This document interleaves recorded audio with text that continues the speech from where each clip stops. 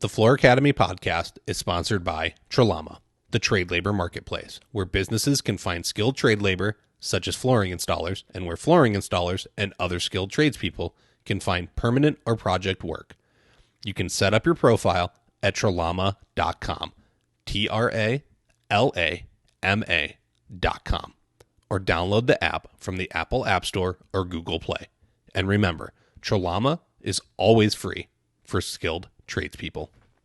Welcome to the Floor Academy podcast. I'm your host, Kyle Hedin, owner of Illustrious Hardwoods in Phoenix, Arizona. We're here talking with flooring professionals from all across the country about the issues that matter to you. I want to encourage you to learn while you earn. This week's guest is Sprigg Lynn. Sprigg owns and operates Universal Floors in Washington, D.C. Started by his father in 1953, it has had as many as 150 employees. Currently, they are running around 40 employees and maintain the business through having great systems to keep everything in check. Listen in as we talk about why systems will make a difference to your business and why you need to have relationships with your fellow tradesmen and women.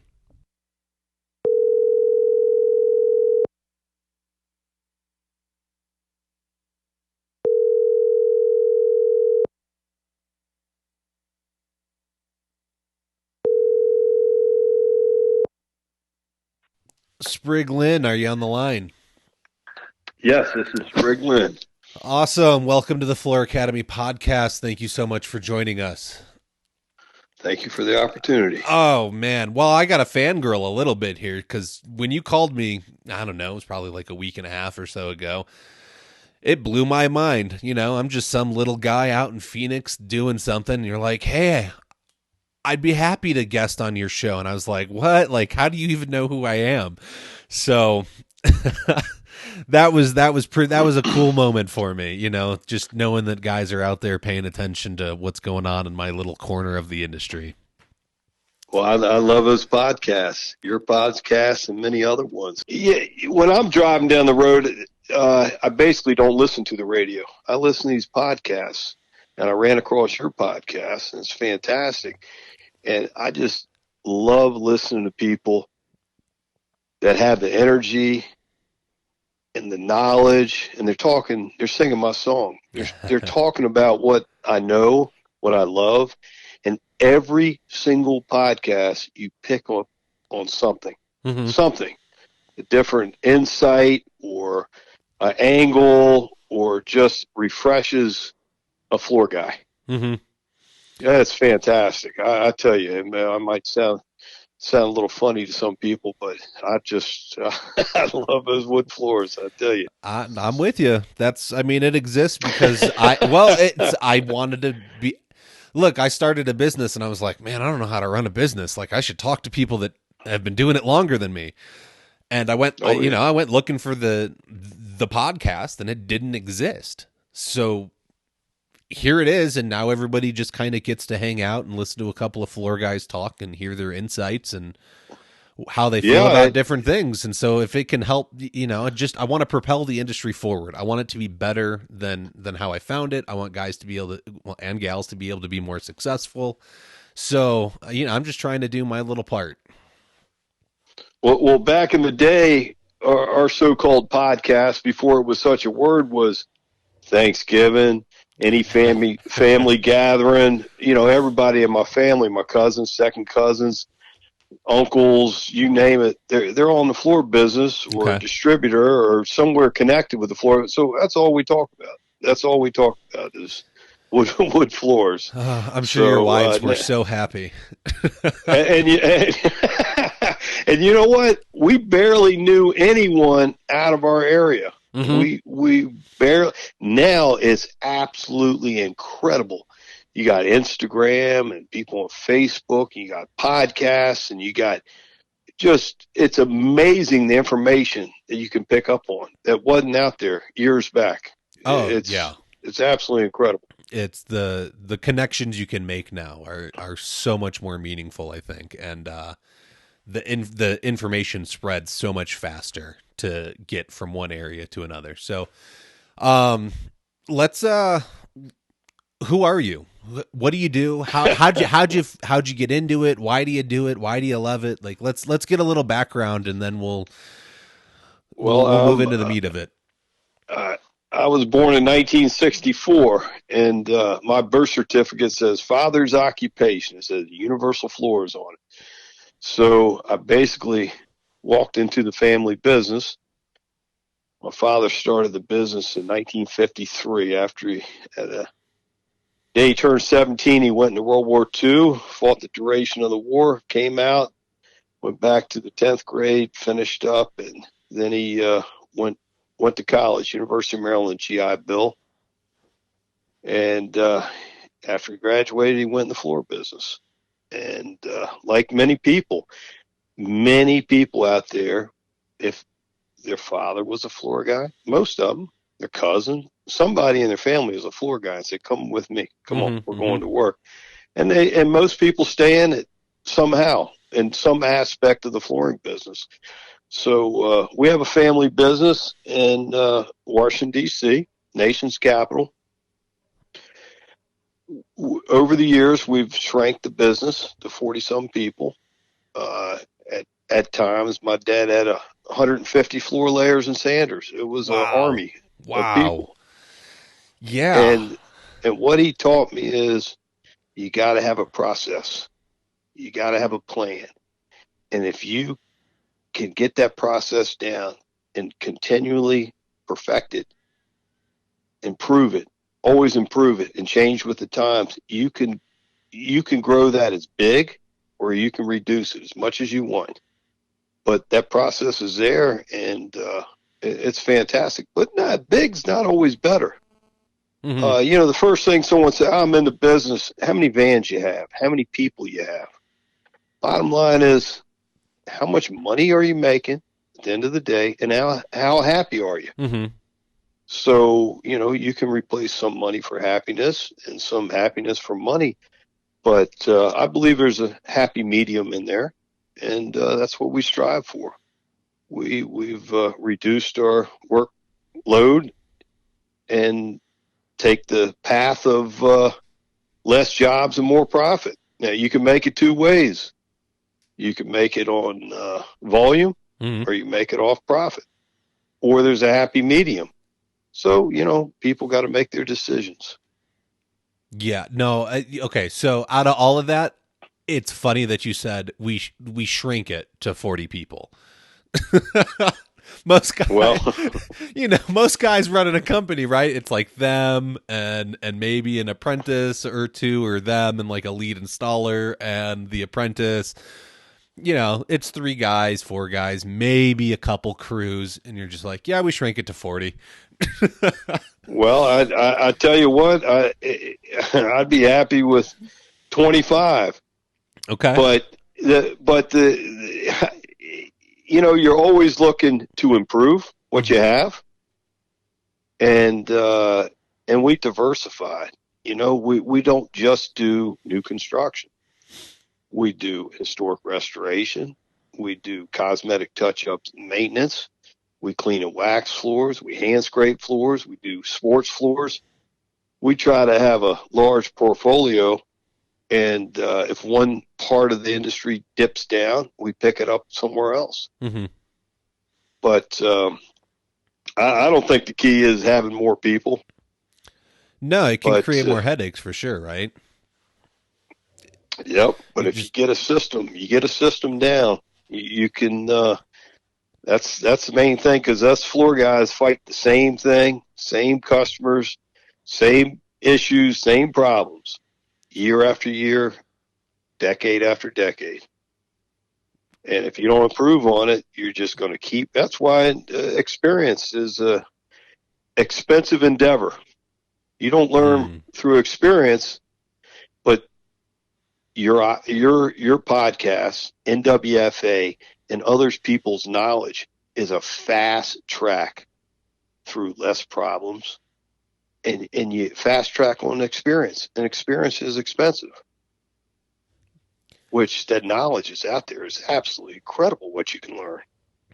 As kids, we were told if we were doing a complicated job, when someone came on the job that we didn't know, we were to put our tools down and just greet them and talk to them, and don't show them anything. Don't let anyone see how you do anything. Now they can figure it out. They can get on the Mm-hmm. computer. It's YouTube, you name it, and see it. But before it was a big secret. You know, I I hate that that was the way it was. And I get it, right? Like you have your own proprietary ways of doing things and you don't want guys running off and taking what you're doing and then doing it poorly or stealing the work from you. But at the same time, if you're not passing that knowledge on, how do you expect the artistry of the trade to survive? And so Well, there's like it's like yeah. this double-edged sword, right? Like you want to keep it to yourself, but if you don't pass it on, then how it dies with you. Well, with the NWFA, it's absolutely incredible. It is there's a resurgence of very, very talented people. You look at the Floor-of-the-Year contest; they push the envelope every single year, and I believe in the last 10 years, the amount of talent in the United States is absolutely incredible. Incredible people just making the most elaborate patterns. You know, you don't need a factory to make it. These people make it themselves, Mm-hmm. and it's incredible. I mean, I never thought it would happen. That's why I volunteered to teach for many, many years. You got to give back. There's a lot of work out there. There's floors in your state, in Kentucky, Hawaii, that I've never done a floor, and there's somebody's got to do them. I Yeah. can't do all the work. I don't want to do all the work. But you raise that bar up, and it's a good deal for everyone. It is. I think there's a problem, right? You know, everyone talks about the shortage of installers and young kids don't want to work and this, that, the other thing. And by being able to show off these floors of like, look, yeah, I can walk in and I can straight lay a floor. Okay. That's not that challenging, but I can take it to this level here.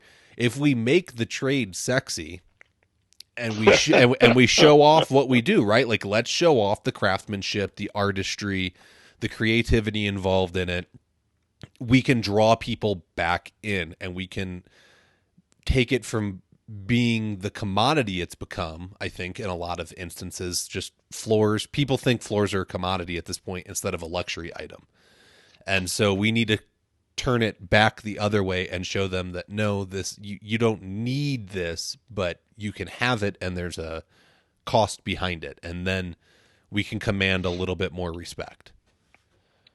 Yeah, I mean and the industry was pumping out so much pre-finished floors. It was incredible. And you know what? People that just sand floors were saying this is horrible, this is terrible. But I said, look, that's job security. There's two kind of floors out there: ones that need to be sanded and ones that will need to be sanded. So all these floors are going to be sanded sooner or later, and they'll never invent some type of computer program that's going to sand or install a wood floor. They still need a human behind it, and it's a noble trade. It's a good trade. I love it. I mean, when my dad started out, they were getting paid 3 or 4 cents a foot to cut nail floors. Oh man. They were supplying, installing, and sanding 2 1/4 strip for 44 cents a square foot. I said, Dad, how did you? He said, we just made a living. You didn't get rich off of it. Mm-hmm. Now a guy can, or a gal, there's a lot of girls in this business now, they can really make a daggone good living. But if they get a system down and they can emulate that system, they can get one or two, maybe they're comfortable with 3 crews, Mm-hmm. because you can only physically work so much yourself.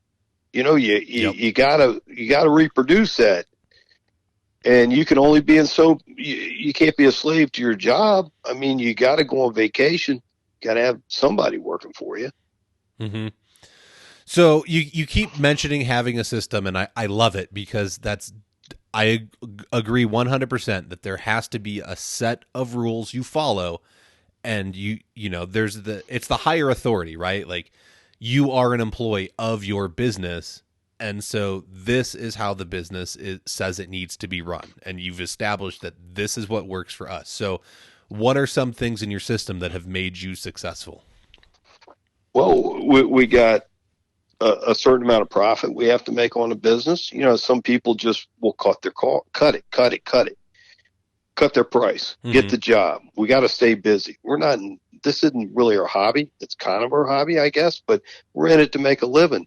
So we set price structures where you can go in between a high and a low. But then again, we cost every job. So we know what our profit margin is on each particular job. Now you got to average them out within. We run the numbers once a week, then once a month, once a quarter. As long as it's averaging out to what you know your true costs are, you're good. Some people are just flying in the wind. They don't know what their costs are. They never analyze their true costs. You know, how much everything costs, their overhead. And another thing, we go to our fixed costs, our rent, our gas, our insurance, or workers' comp, and our supplies. And as long as you're not giving up quality, you try to shave those fixed costs. And most people get with the insurance company for 20, 25 years, 10 years, you name it, and they just pay it. They don't put it out to bid. Hell, when I bid a wood floor, sometimes they got 3 or 4 people bidding every other job. Not every job's a blank check. Yeah. And guess what? We put our insurance out for bid. And we bring the insurance agent in. What can I do to cut my costs? How can you help me? And they'll tell you. And I tell you, it's what we have a lot of processes and how we schedule the work, and you know, that's another whole nother subject. And so and then we analyze 1,000 jobs on the average, how long it takes someone to install or sand or finish or coat, and it's all about the numbers. We analyze the information. Now you can get a real simplistic and maybe take a different approach, but most people just work, they get paid, and they see how much money they got in the bank. Yeah. So. And I mean, look, if your bank account's fat and you understand that that's not necessarily your money, that's the business's money, and you have to pull from it to pay your bills, and it continues to grow, you're probably on the right track. But you're right in that you need to know your costs so you know if you're actually being profitable on every job and where you need to charge more. And you got to track the hours of how long it takes somebody to put in, 100 square feet of X type of floor. How long is it taking them to do the base shoe or the quarter round? How long is it taking them to do X, Y, Z? And you keeping track of it. So did your dad teach you this? Did the business evolve more as you took over? Did you bring people in that were experts at this? Where, Well, he obviously taught me his system, and we have improved his system, and we're always improving and changing with times, with technology. They were mostly all with paper. I remember his first computer looked like the size of a piano. It was absolutely incredible. But back in the day, everyone was paid by the hour, everyone, and except for salesmen, and they got their cut out of the profits. So that's another subject. How do you pay your guys? How do you get production out of them? You can only pay somebody a certain amount of hours per hour. You only have a certain amount of hours per day.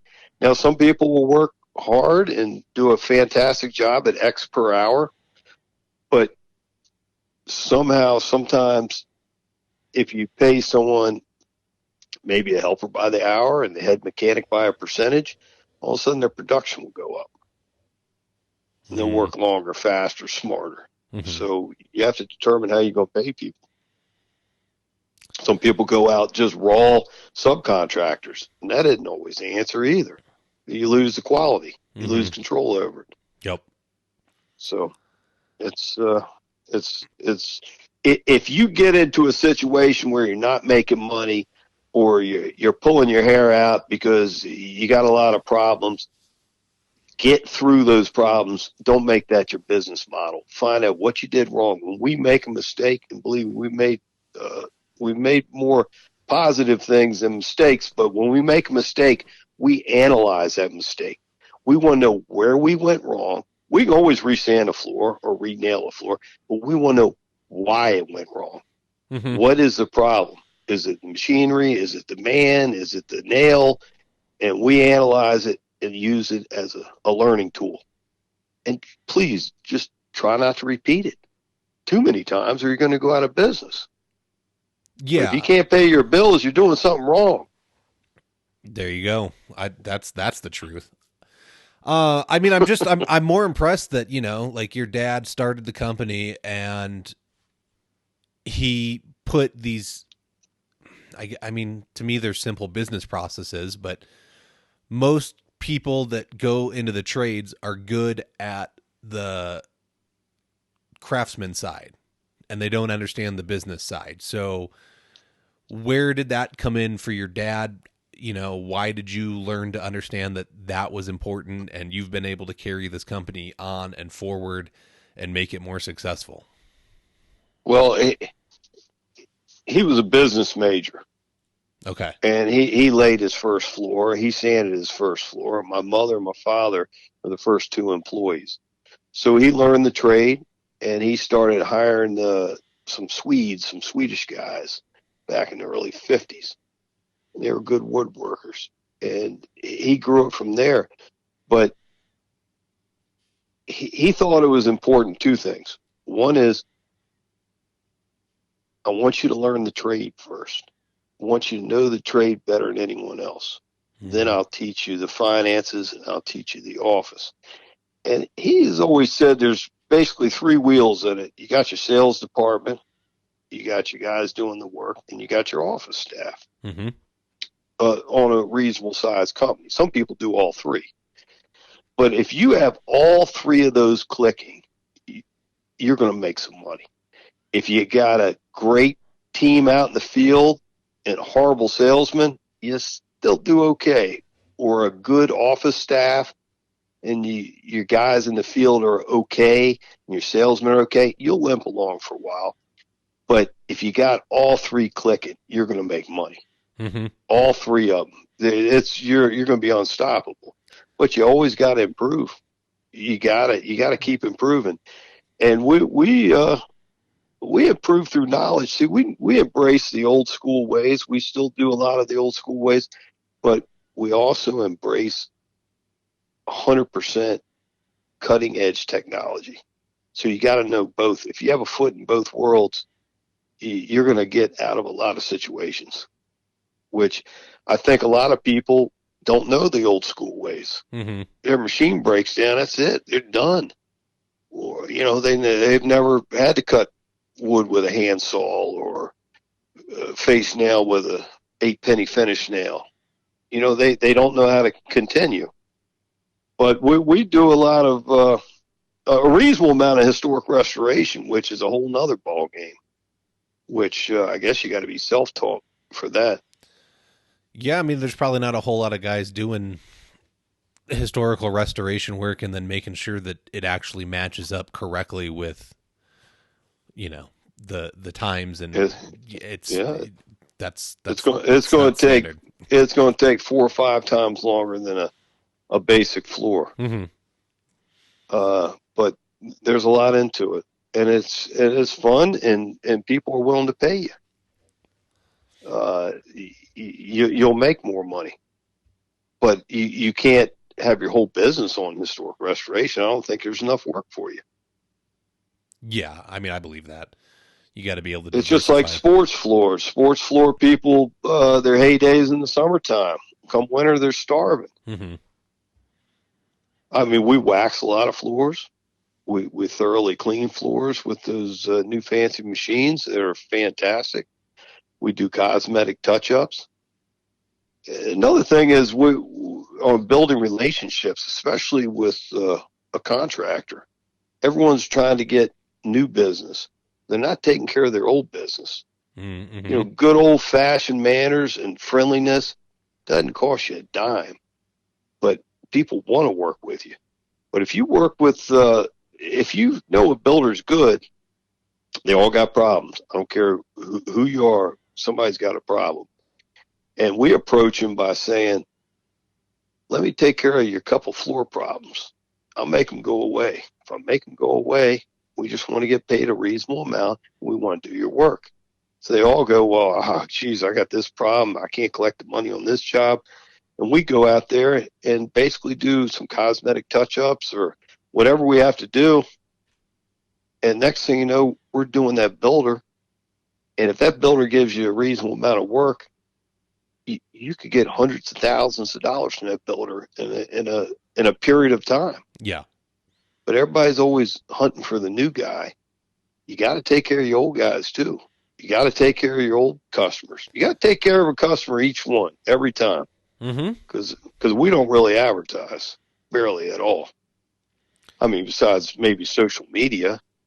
Yeah. And get your name out there. It's all word of mouth. And that's a business model that a lot of guys are very proud of, that they never have to advertise. Everything's word of mouth. They've had the same clients for 30, 40 years. And I think it depends on the model you want to run, right? Like if you want to run a couple showrooms with a bunch of salespeople and you want to be in different markets, like you're probably going to have to do some kind of advertising to continue to generate enough leads to keep that many, the amount of people you would need busy. Versus you're down to 40 people, which is still a significant amount, but you've been established since 1953.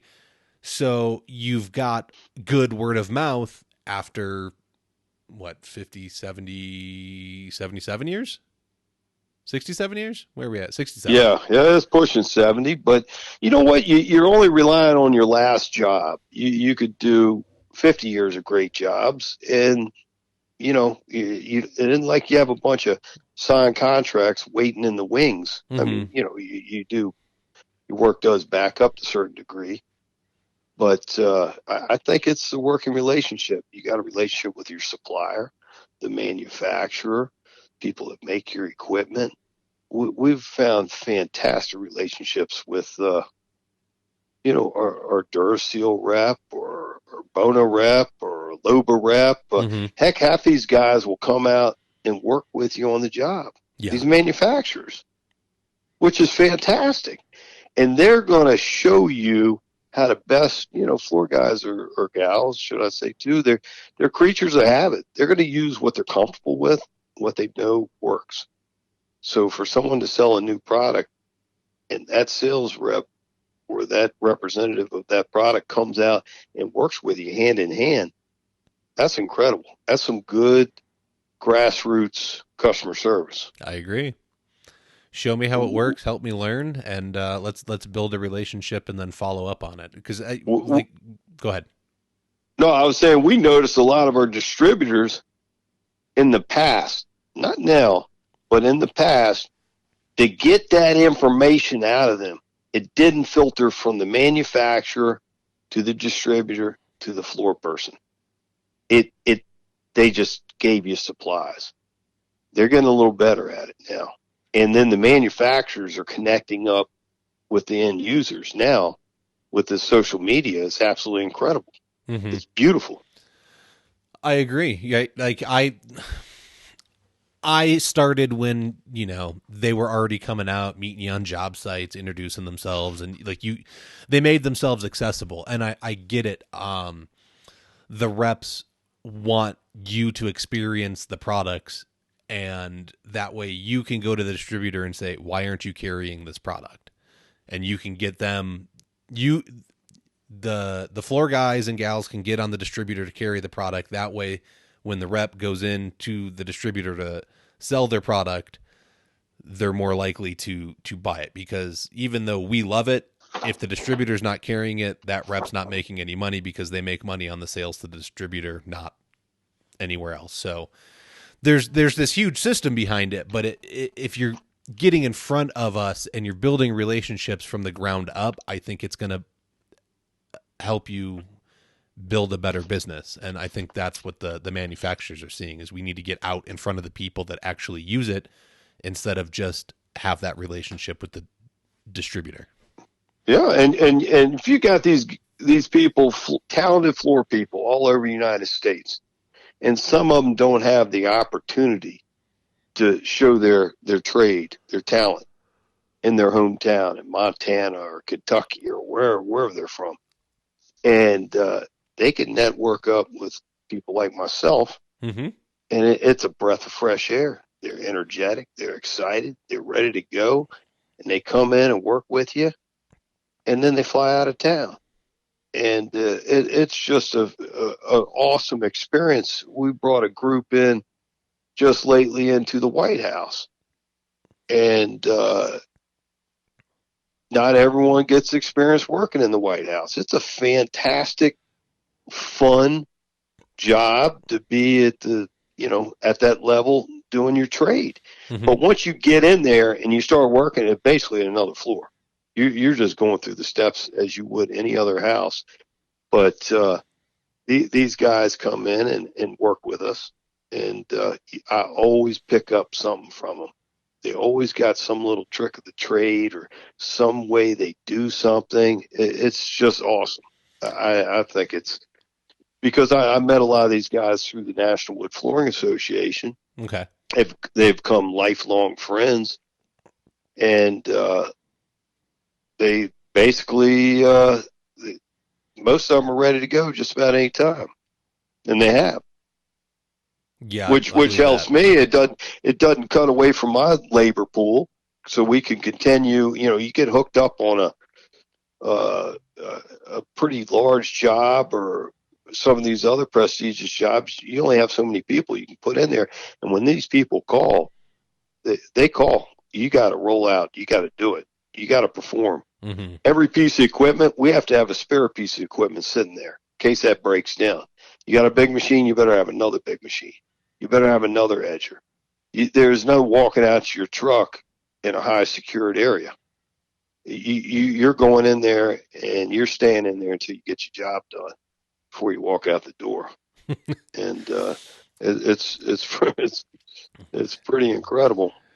All right. It's fun. Yeah. No, I believe it. And I mean that was covered in the NWFA magazine. There was an article about that process of you bringing those guys in. So when did you stop? Well, okay. So at some point your game of wood floors had to have changed. Like you said, you would sit around at Thanksgiving and talk shop, and it was with all, your family and locals. And when did your worldview expand, and how did that affect what you saw as the wood flooring industry, so that you started building these relationships? When I joined the National Wood Flooring Association. Okay, and when was that? And it's been quite a few years. Okay. But what I did is I joined. When I went to my first convention, I did not know one person there, not one single soul. And then I started meeting people. So this looks like a floor guy. Let me talk to this person. And next thing you know, you got people from all over the world in the United States, and they all know what you do and how you do it. And it was fantastic. Then I started volunteer teaching. Then I started teaching. Then I started doing some lecturing. Then I started teaching some at the convention. And then I served on the board for 8 years. I think I served on nearly every committee or chaired every committee of the National Wood Flooring Association. So I absorbed it 110%. And I met a lot of good people, and I picked up on a lot of knowledge. And that's your pipeline for the new knowledge coming in. You're not just, some people get comfortable with knowing one thing and that's it. Mm-hmm. And the more you learn, the more you earn. I'm telling you, it's there.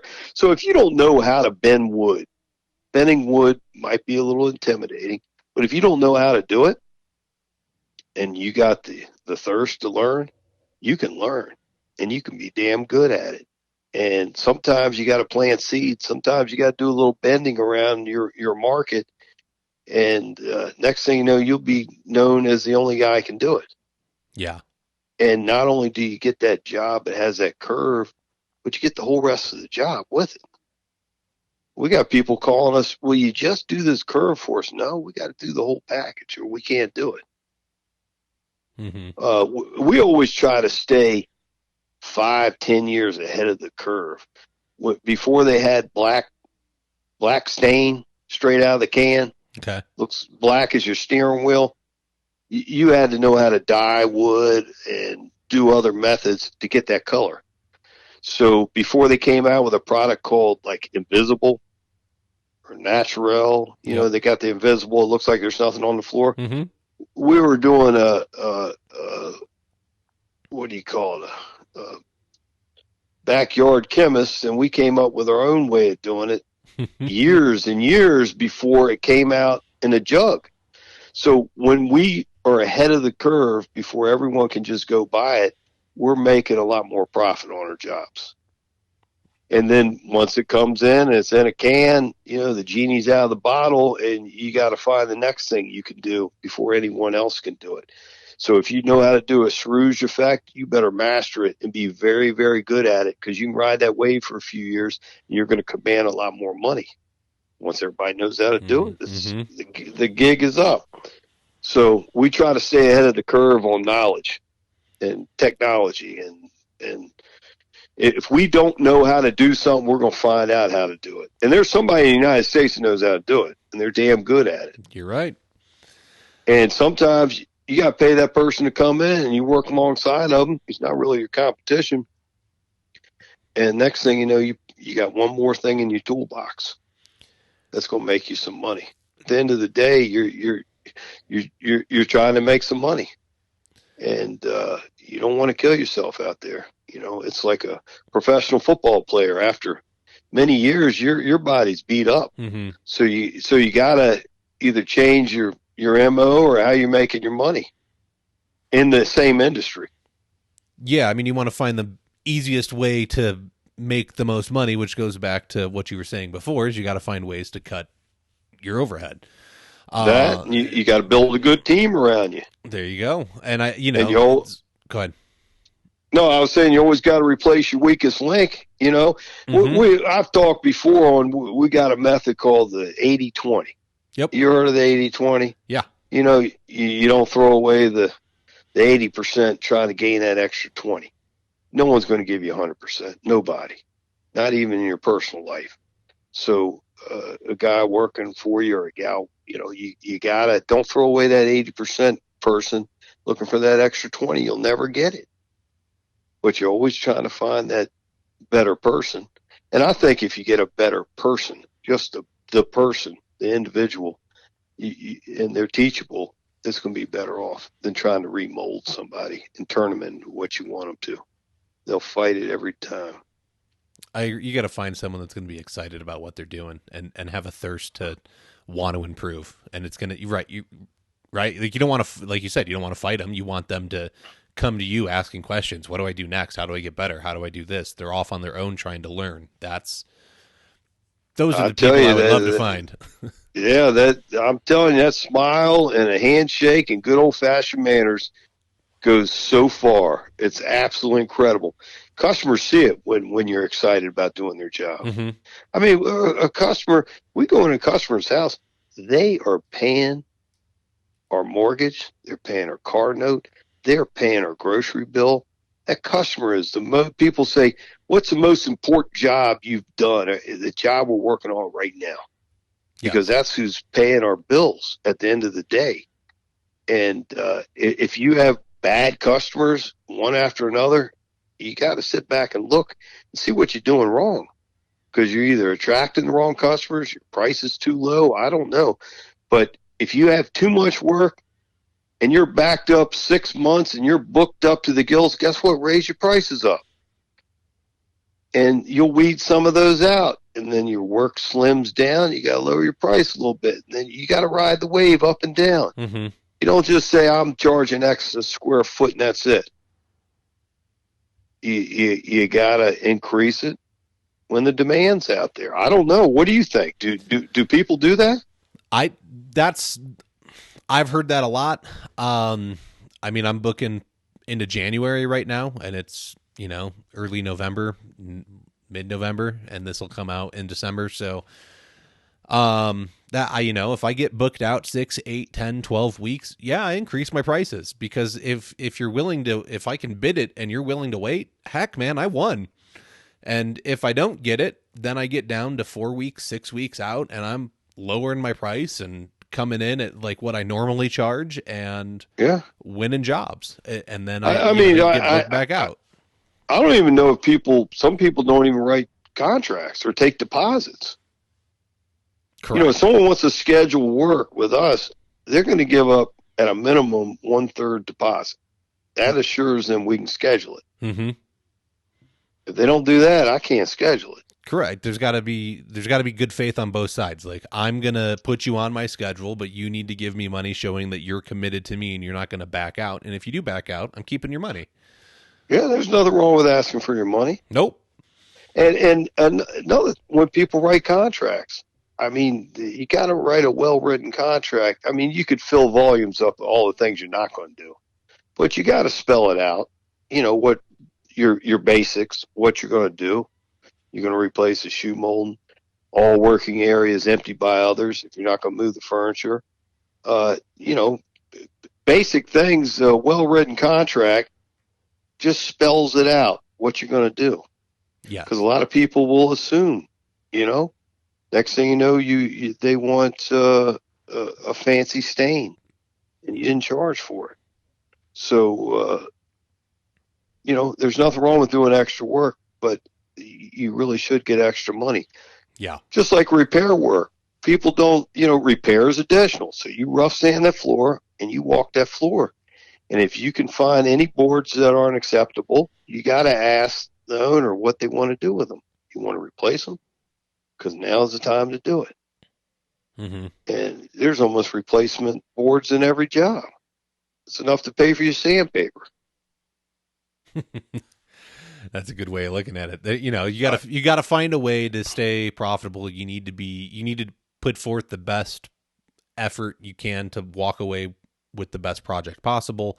And communication is key. If you're not communicating, then there's going to be a lack of trust. There's gonna, that's when people get into, oh, this lady's a Karen, or this is the client from hell. They're just a nightmare. And honestly, once again, I don't have tons of experience. I've been on my own 3 years, but I've only had one nightmarish client, and it came from a lack of communication about how something was going to be done. And there was some miscommunication, and it led to, this, that, the other thing. And I just was like, look, fine, I'm just going to, you pay for the product, I'll install it. I'm not even going to charge you, and we're just going to move on. And sometimes you got to cut your losses, and you're not married to them. Correct. Get the job done. If you can read someone and they're a stickler on time, what time are you going to be there? Show up 5 minutes early. Just get this job done. Mm-hmm. And if somebody needs hand holding on every aspect of the job, someone wants you to text them every couple hours. If you read that person and that's the way the person is, no sense of fighting it. Just give them the information and get on with the next job. And sometimes the really tough customers are your best salesmen out there. Mm-hmm. They're going to tell you, because their friends and neighbors know this person's very picky and demanding. If they are pleased, this floor person must be doing a hell of a job. Yeah. The problem is we get these calls from all the jobs that say it can't be done, or nobody knows how to do it, or doesn't want to do it. And you get those, and of course the price is different. I tell people, what, to hire a cab to take you across town is a different price from jumping in an ambulance and getting across town. If you got an emergency situation, you got to charge more money. There's nothing wrong with it. As long as you tell them up front what you're charging and they're willing to hire you, there's nothing wrong with asking for more money. You're right. Depends on the situation. Correct. If you want, you get those calls all the time, right? Like, I need my floor done, and I have the next 3 days for you to do it. Well, you're either available or you're not. And if you can free up a crew from some other project and take care of it, well, this is an emergency. I'm having to shift things around. I'm going to put a premium on this to make sure it gets done on time. Maybe the guys have to work 12-hour days the next 3 days to get it done in that allotted time. So you can pick and choose, and it's your business. So just put the numbers on it that need to be there to make it worth your while to deal with the situation. And some of these jobs, the best job is the one you walk away from. Mm-hmm. You get that feeling that you shouldn't be doing it, then you just politely excuse yourself. I don't think this is a good match. I'm sorry. And I've had people get mad at me when I tell them that. Mm-hmm. You know what am I going to do? But sometimes you get that feeling, I shouldn't take this job. Don't take it. Yeah. Get out of there. Run. Yeah, sometimes that's the best. So now let's go back.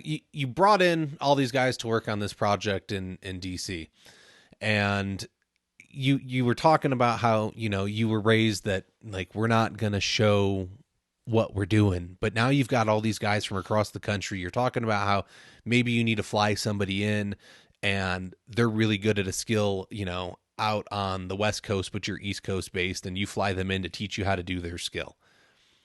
How has stuff like that changed your business? Because now you're talking about exchanging the skills instead of hiding the skills. We show it all, just about. There's a few tricks we won't give up, but these guys that aren't going to take my business, we're sharing everything. Mm-hmm. And it's fantastic. You got these guys like Daniel Boone and Wayne Lee and Lenny Hall, and these guys will come in, and they got some good knowledge, and they're willing to share it with you. And you'll pick up on some things they do, and everybody's going to do things differently. But no, we share. We mm-hmm. definitely share.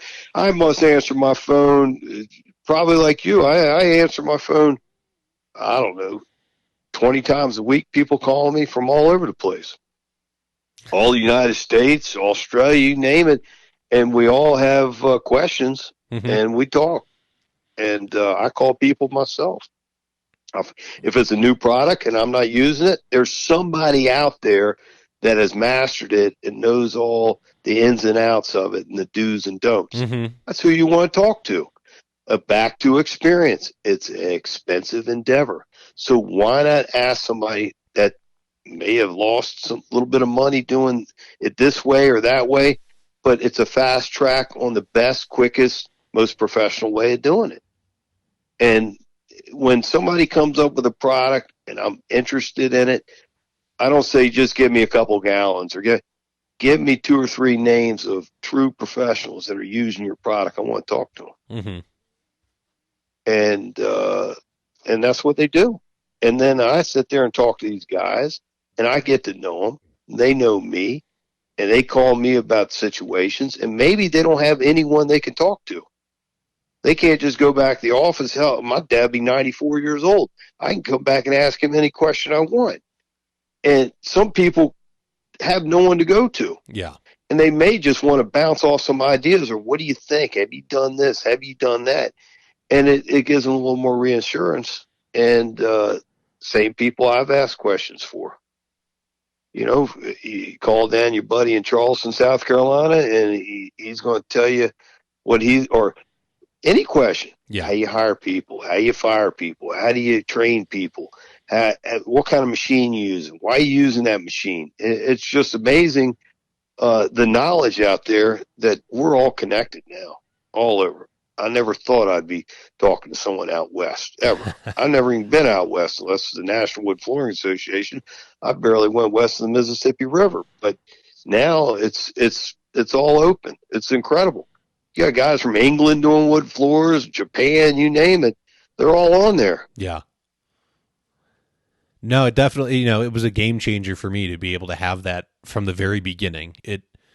my learning curve from going from okay, I got fired for running my mouth and now I have to run this business because I need to feed my family, like what do I do, has been sped up astronomically because it's funny, people get afraid, right? Like I said at the beginning, right? I fangirled a little bit because you called me, and you're a well-known name in the wood flooring world, and you're very respected. And like I said, I'm just this little guy that's learning.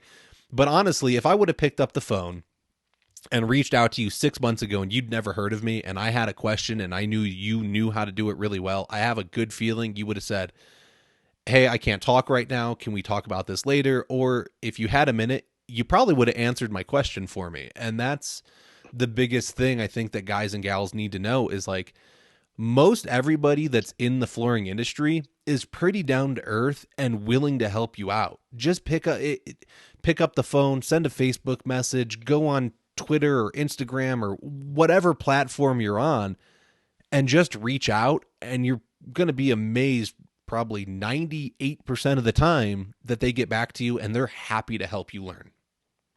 Yeah. Oh yeah. It's fantastic. I mean, there's a lot of people out there that's never cleaned and waxed a floor before. And I've been doing it since I was just a kid. And I could walk someone through it and they're like, geez, this is fantastic. I can take this old floor and make it look like a sand and finish. And I didn't even use sandpaper. and it opens their eyes up. And some people don't want to learn, but no, it is great. Yeah, that people call all the time. It's fantastic. I love talking floors. Correct. Well, and that's the other thing, right? Like you just want to talk about something you're passionate about.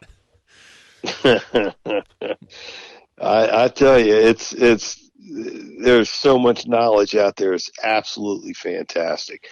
And we go and we call our sandpaper manufacturer or our lumber mill where they make our wood flooring.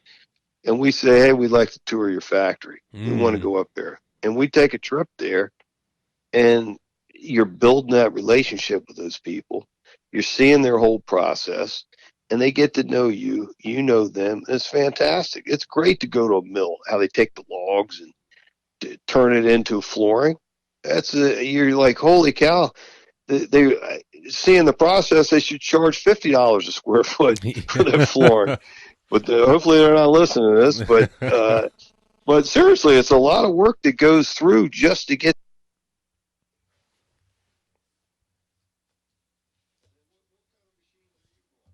Hold on. I touched my phone and I messed everything up. I'm horrible.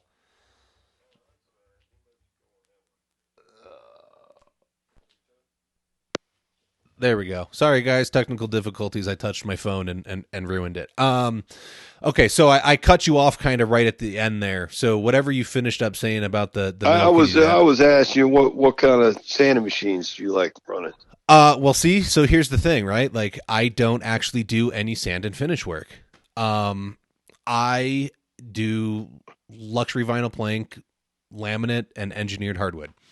So all pre-finished stuff in my area. Well, you just cut out 90% of your problems.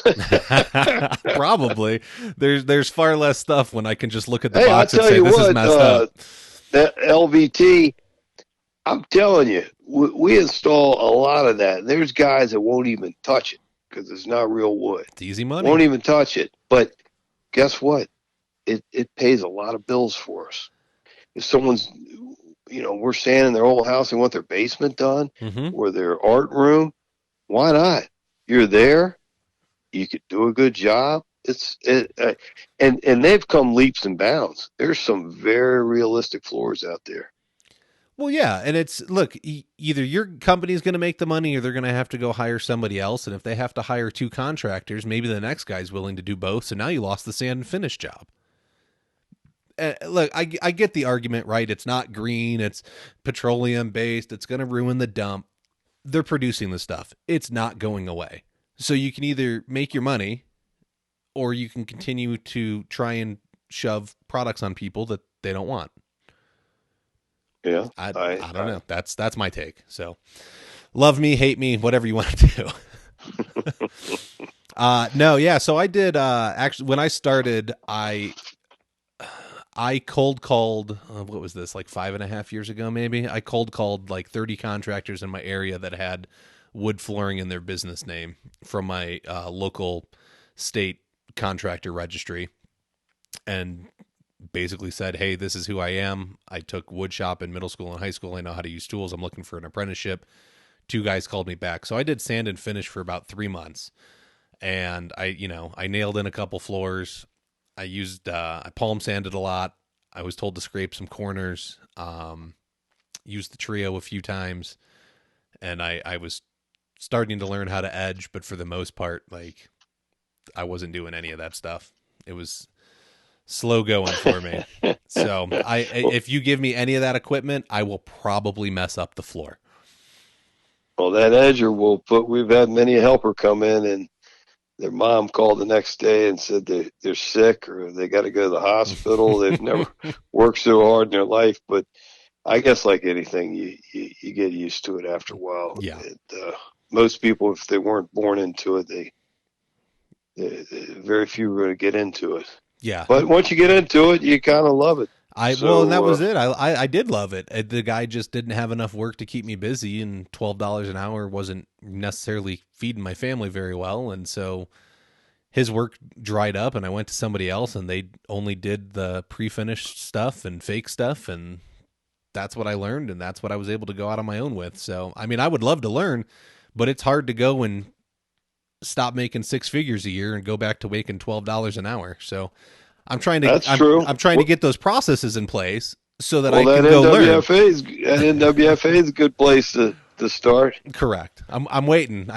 Jason Elquist is hopefully going to be able to hold some classes at his shop over on the west side of town in Phoenix. Oh, he's fantastic. We got an old saying when we're repairing a floor for this doctor, and we got the repair done, and he said, how much? We said, that'd be $1,200. He said, well, hell, I'm a doctor. I don't make that kind of money. I say, well, either did I when I was a doctor. The floor guy got back to working on the floor. So I think the trades get a bad deal in the United States. They're not, but I think that's changing a little bit, especially with some of these absolutely incredible floors people are making and doing. I hope so. I really do. It's coming back. It is. It's just a matter of finding, do you have trouble finding young help that'll stick around longer than a week, 2 weeks, a month, and actually like invest? Because I've seen you've posted, and you seem to have a few young kids working for you that appear to like be on a great learning track to become amazing craftsmen. But yeah, it's not easy, and most of them are either sons or family members or someone's cousin, and some of them last, some of them don't. But you're always trying to some of these guys are getting up there, and I'm one of them. But some of these guys are working into their 70s, and it's tough, and but that's why I think it's good when you can recruit talent. Maybe you don't have them on your payroll, but you pick up that telephone. Mm-hmm. You can call that person in New York or Connecticut or whatever, and they're willing to come work with you for whatever you negotiate out, fair wage, and as long as everything's square. And they come in, and they're all about business. They come knocking on down. And guess what? You might have to bring a couple of those guys in, and you just hang with them, mm-hmm. and you learn. It's like a private class. You learn. And if you already know the trade, you only have so many crews. You can only schedule so much work. But if you have a bigger labor pool of talent that are willing to come in, mm-hmm. then you're going to increase your profits at the end of the day. I agree. You got to be willing to, guys in New York will team up to take on huge high rises of apartment buildings, right? Like one company with a couple crews can't take on a high rise of apartment complexes. floor after floor after floor when they got to be done quickly. So you've got to know who else is in the area that you can trust to do a good job. And they'll call them up, and 3-4 companies will work together to bang out a large job. And you're doing the same thing at the White House. And you should know your fellow floor guys. They always come by our shop all the time. We're in the middle of DC, so if they need something, they come by and borrow it, or buy a little finish or sandpaper. But when we go to a really super high profile job, if you worked in the White House 25 times, it's a great honor, 100%, or the Vice President's house or the Supreme Court. But sometimes it's also an honor to give someone the opportunity to work their talent in a place like that. Mm-hmm. And it means a lot to me. It means a lot to them. And it's fantastic to give someone the opportunity, and they're so motivated. It's insane. Fantastic. They're ready to go, and they'll work you to death. Yeah. Well, you're giving back to them as much as they're giving back to you, right? Like, you gave them an amazing opportunity, but they're going to give you 110% on the project, hopefully, because they're excited to be there. And you know what? It makes it a fun job. It makes it, everybody's happy. Everybody's working together. Everybody's, putting all the resources together, and we just knock it on down. It's just fantastic. Gives me a chance to see these guys, because it isn't like we're going on vacation every month with them. Gives me a chance to catch up and talk to them, and especially some of these not only just floor people, also a lot of these manufacturers have very talented people working for them, and they're willing to send these people. Mm-hmm. Which it's just it's a good thing for everybody. I agree. Now, when you're doing something like that, are you setting up, like, this is the process that we're going to use on this floor? Or are you letting everybody kind of do what they're used to doing, as long as we gotta get a battle plan. And we talk and say, this is what we're going to do. This is the basic way we're going to do it. We don't micromanage anyone. Everyone's pretty much a professional. Cool. And we get it done. At the end of the day, everybody's got a little bit of different opinion. But, I get calls. My buddy John Urema, he's a fantastic floor guy. He's trying to get me to go to Malta and Dubai and all these places. And I'm not, I can't go that far away from home. I got to stay right around here. But you got to find a better manager, Sprigg. Come on. I tell you, I'm not, but you get to know these people, and they bring you along as well. Mm-hmm. And it'll be a fun trip one of these days. I did go to Germany to see where they made some of these machines, and that was a fantastic trip. Okay. You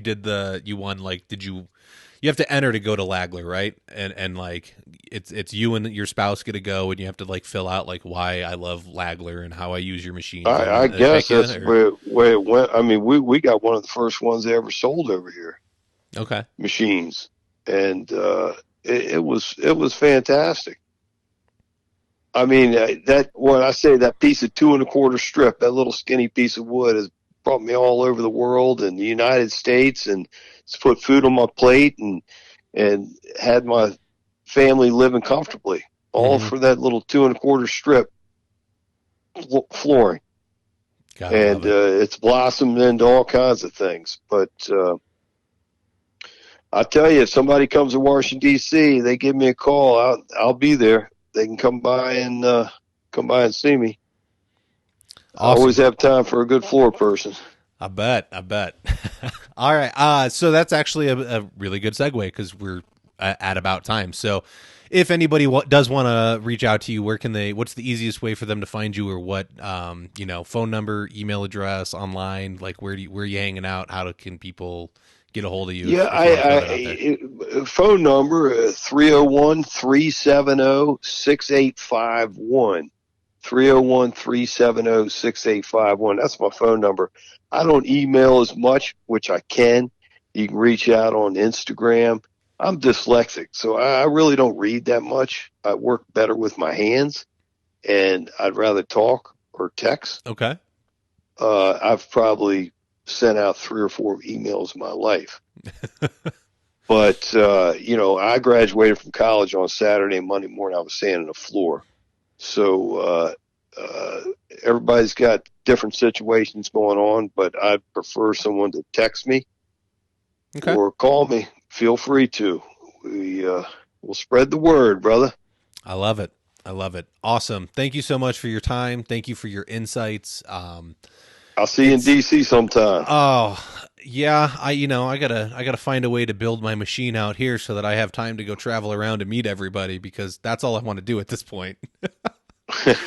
All right. Hey, thank you for your time. I appreciate it. You're welcome. Have a good night. All right. Bye. Bye.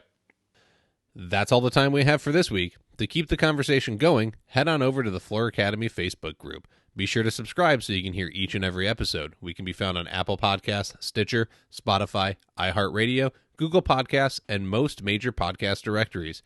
Don't forget to leave a review and let us know what you think about the show.